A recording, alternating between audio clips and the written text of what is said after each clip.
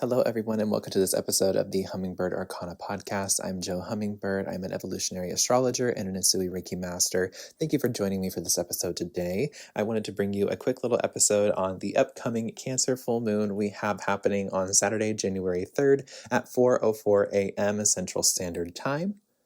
This is gearing up to be our first full moon of 2026, and it is going to be a super nurturing one, yet super powerful. So if you are interested in hearing everything you need to know about the upcoming Cancer full moon, then stay tuned, and let's get into this episode.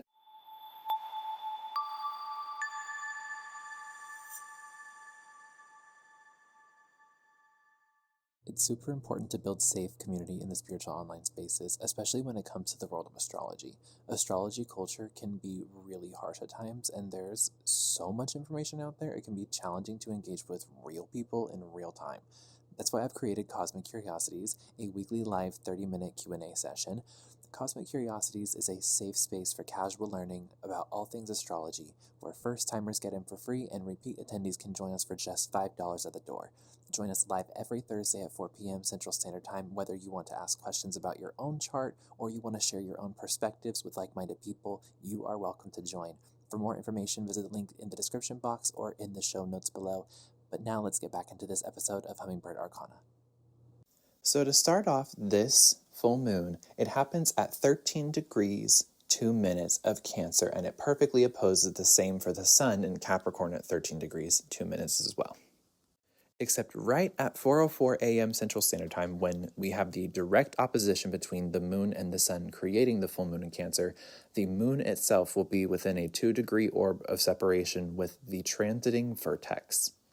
So right off the bat, this moon is going to be about destiny. It's going to be about the things that are outside of your control that destiny is pulling you towards.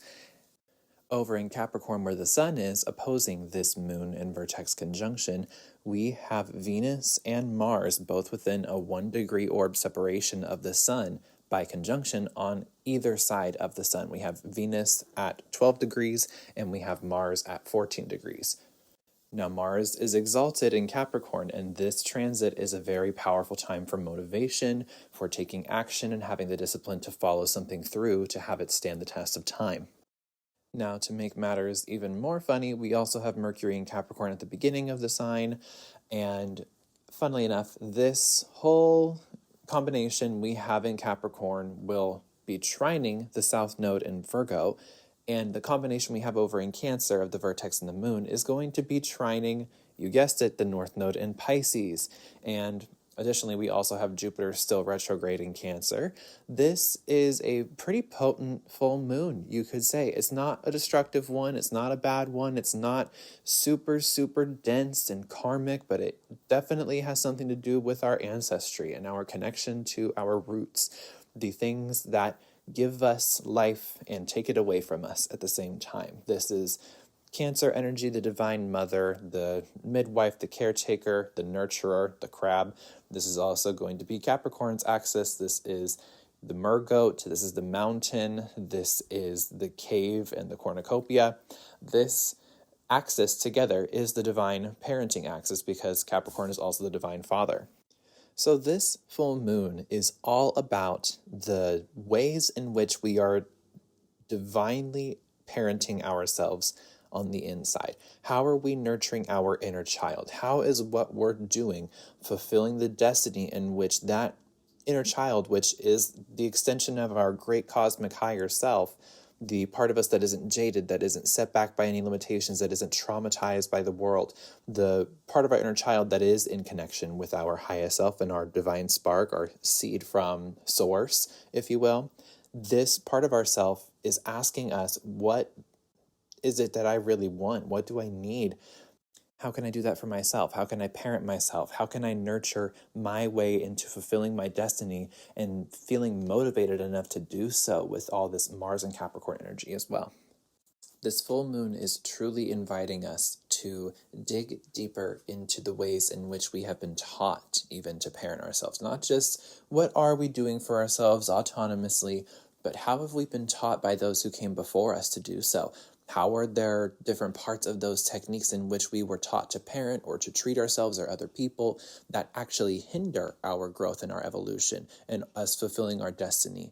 Are there things that are out of our control from that time and from those techniques and from those very ways we were parented or taught that we don't have any control over, that we can't change, but that we can actually choose how to respond to and integrate to work with moving forward? That is exactly what this full moon is asking us to do. Now, with it illuminating the sign of Cancer and opposing the sign of Capricorn, this is bringing the luminarian balance to both of the parental signs. So this could be a time in which you have a conversation with your parents about this kind of stuff. Maybe they bring it up to you. Maybe you get into a conflict with your parents, but it motivates you to be able to fulfill your destiny with more dedication and more focus and more rigor.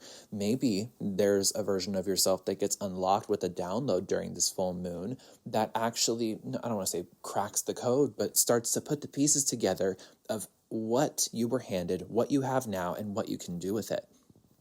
This full moon is also going to be very good for utilizing ritual showers, ritual bathing, because Cancer is the first water sign. This is the first full moon of 2026. This is the first water sign, first full moon, first. So, what would you do in a bath ritual first? You would, let's just say for a hypothetical example here, you would put the salt in the water, and you put the essential oils, and then you'd add maybe a bath bomb, and then you'd get in and maybe light a candle, or maybe you'd crystal grid it, or who knows, fill in the blank with whatever feels right to you, because Cancer also rules intuition. But when you get in, you're not first just running the water and throwing yourself in, which you can, but that's a little more like Aries type energy than it is Cancer. That's more, Aries is a child versus Cancer is the mother and something nurturing. So what would you do to set yourself up with a beautiful, nurturing experience to be able to soak in and bathe in, whether that's physically or metaphorically? Do you want to do a ritual bath? Maybe it's not even a ritual bath. Maybe it's like a metaphorical bath that you're taking. Maybe it's just an energetic cleansing of your space and of your psyche and of things that are hindering you from being able to listen to your intuition. But regardless, what you would do first before you even do anything about it is set up the foundation. Again, like the example of like bath salts, the oils, the bath bomb, the crystals, the candles, the lighting. Fill in the blank with whatever it is that makes a good foundation for you personally. But regardless of what you do, a foundation does need to be present, because we do have Mars exalted in Capricorn conjunct the Sun at the same time while it's opposing this full moon in Cancer. So do the thing that creates the lasting foundation that creates and facilitates long-lasting change, long-lasting impact, long-lasting growth and ambition. So, just take the bath metaphor and run with it in whatever direction you want to go. But run in the direction that your intuition is calling you to. Maybe that's you were taught a certain way growing up by your parents or by your caretakers that X, Y, and Z wasn't possible for you. So now you're utilizing that as the fuel to light the fire under you to keep you warm while you go and climb the mountain yourself. Instead of sitting back, wondering what could be, not doing anything about it, but intuitively knowing and feeling called forward to your destiny and to your vocation. So this full moon may be a little bit intense in that regard, not in the sense that it's going to be all over the place and emotionally chaotic. This full moon is just going to invite you to look at the places in which aren't actually supportive for you, the places that aren't feeding your soul, the places that aren't nurturing your creativity, your intuition, your ability to create something that lasts and stands the test of time. If you're not sure where to start when it comes to booking a session, I feel you 100%. With all the different wisdom that we integrate on our spiritual paths, it can really get overwhelming to look at all of your options for tools to help you integrate it. So if you feel intuitively called to book a session, but you don't know which one would be the best fit for you for what you're looking for, I'm now making free discovery calls available for you. And in this complimentary 30-minute call, we will briefly discuss what areas of your focus are on your path with zero pressure for you to immediately book a session after. You are in the driver's seat the whole time, all the way through. Bookings for free discovery calls are open now, and the link is in the description box or the show notes below if you want to get one for yourself. Now let's get back into this episode of Hummingbird Arcana. This full moon, despite wanting to question you and kind of journal prompt you, it's going to have you do the work too. Because again, Venus and Mars are both over there in Capricorn. So is Mercury. And that's the mutually reciprocal ruler over there of the South Node in Virgo, another Earth sign. So this energy is pretty, it's not mental, but it is going to bring up some things, even if they are mental, to remove them as hurdles from hindering you. Saturnian Mercurial energy is about creating routine that actually supports your ability to have longevity and support your process foundationally from the ground up. So what is in your life that actually isn't supporting you that you could shift in your routine to better nurture your intuition, to better nurture your creativity, to better nurture your drive forward? What is it that you intuitively know and feel called when you ask your soul, is this actually helpful? Like, what do you feel called to do with that? Is this, in this present moment, this thing that I'm doing right now with my energy, is this part of my routine? Is this part of how I feel and how I process emotions? Is this part of how I choose to look at the world with my perspective? Is this actually helpful for me? No judgment. We're just reparenting from the inside out. That's all. There's no shame about having to change or wanting to change, needing to change, desiring change. There's nothing shameful about that. But if you're noticing the shame, or if you're noticing guilt, or you're noticing something traumatic come up, or something that just triggers your inner child or some part of your psyche, that is the thing that is standing between you and fulfilling this part of your divine cosmic blueprint. This is the part of you that's wanting to be called forward in this moment, to be alchemized in the light of spirit, but during the axis of parental authority from the lunarian cycle. This is not a Scorpio new moon where we're getting to the deep, dark depths. This is not a Gemini full moon where we're getting truth versus fact and being analytical about it. This is a time where we're nurturing from both ends, both Cancerian and Capricornian. We're in Capricorn season during this full moon. We're in Capricorn season to be able to ground in that Saturnian, disciplined, hardworking, karmic, ethical energy. And with the oppositional energy of the sun's light from Capricorn season shining onto the Cancerian full moon, all this hard work energy is shining onto the places that are intuitively stopping us from being able to fully push forward.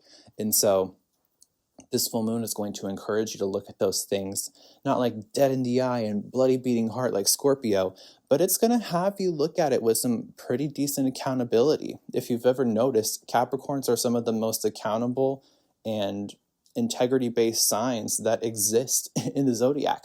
Cancer is up there with it, but Cancer is more about, emotionally resolving the situation, making everybody feel better about the situation, even if it isn't immediately resolved.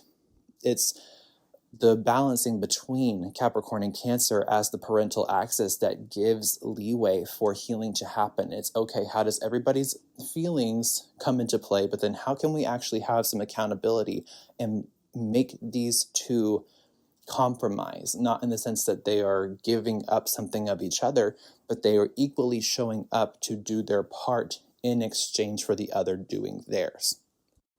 So if you're wanting to understand how this full moon is going to affect you, I would take a look at the houses in which you have Cancer, Capricorn, Virgo, Pisces, and then obviously, of course, with the Venusian and the Martian rulerships going on here as well, I would take a look at where you have Taurus and Libra or Aries and Scorpio. This is going to be more minorly affected, in this combination, just because they're not directly the sun or the moon, but they are conjunct the sun, which is opposite the moon in this full moon. So this is a time in which those energies will be influenced as well. So take a look at where you also have Venus and Mars, and take a look at where the houses of your sun and your moon are.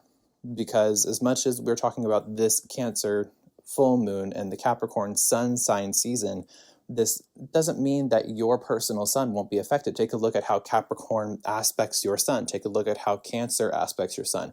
Take a look at how Capricorn and Cancer both aspect your moon.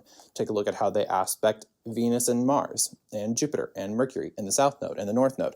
Those are all the different players that are in the game of this full moon.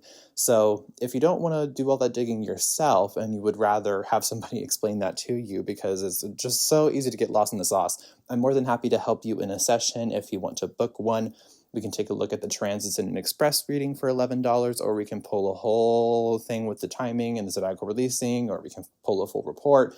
However you would like to do that, I will leave all the information for that down below in the description box, as well as the show notes for if you are wanting to book your own session. But other than that, I'm going to go ahead and leave it here for you guys. So thank you so much for taking the time out of your day to listen to this episode of Hummingbird Arcana. If you enjoyed this episode and you're watching on YouTube, let me know by liking the video, subscribing to the channel, and turning on that post notification bell so you're notified every time a new video or a new episode comes out. And if you're listening on a podcast streaming platform, then do me a favor, leave me a review and let me know in the comment section of that review what part of the episode you enjoyed the most, or if there's an episode or a topic that you'd like me to make one on, or somebody you'd like me to have on this podcast, and follow the podcast on that platform as well. Why not? Again, thank you guys so much for taking the time out of your day to listen to this episode. I'm Jo Hummingbird. It's always my pleasure to assist you in awakening you to your cosmic divinity. I will see you in the next episode. Many blessings and take care, my friends.